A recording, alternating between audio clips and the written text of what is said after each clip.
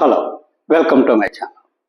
ఈరోజు ఈ వీడియోలో మనం ఉల్లి రైతులు ఈ మధ్య చాలా వరకు నష్టపోవడం జరిగింది.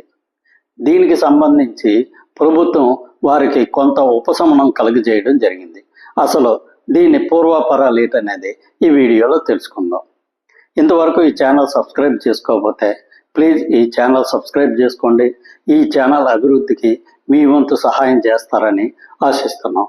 ఇక ఆ విషయంలోకి వెళ్తే గత కొన్ని రోజుల క్రితం నుంచి ఉల్లి ధరలు చాలా తీవ్రంగా పడిపోవడం జరిగింది. అదేవిధంగా ఇంతకు ముందు కురిసిన భారీ వర్షాల వల్ల దిగుబడి వచ్చిన ఉల్లికి కూడా సరైన క్వాలిటీ లేకపోవడం వల్ల భారీ ఎత్తున ధరలు పడిపోయాయి. దీనితో ఉల్లి రైతులు చాలా తీవ్రంగా నష్టపోవడం జరిగింది.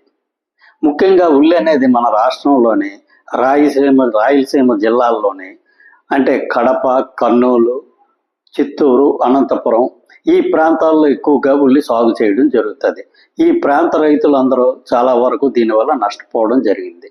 దీనితో ప్రభుత్వం వాళ్ళు రైతులకి సహాయం చేయడం కోసం అని చెప్పి ఈ ఉల్లి పంట వేసిన రైతులకి ఒక్కొక్క హెక్టార్కి దాదాపు 20,000 రూపాయల చొప్పున పరిహారం చెల్లించడానికి ప్రభుత్వం నిర్ణయం తీసుకోవడం జరిగింది.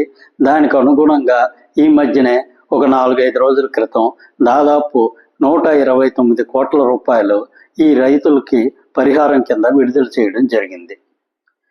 ప్రస్తుతం ఈ 4 జిల్లాల్లోనే దాదాపు 37,000 మంది, కరెక్ట్గా అంటే 36,600, 700 మధ్య రైతులు చాలా తీవ్రంగా ఉల్లి సాగు చేసి నష్టపోవడం జరిగింది.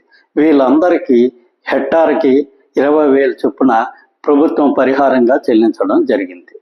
దీనితో ఈ నష్టపోయిన ఉల్లి రైతులకి చాలా కొంతవరకు ఉపశమనం అనేది దొరికినట్టు ప్రభుత్వం వారు చూడడం జరిగింది.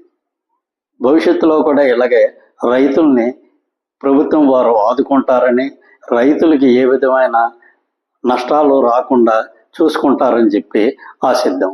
Thank you very much. ఈ వీడియో నచ్చినట్లయితే ఈ ఛానల్ సబ్స్క్రైబ్ చేసుకోండి. Thank you.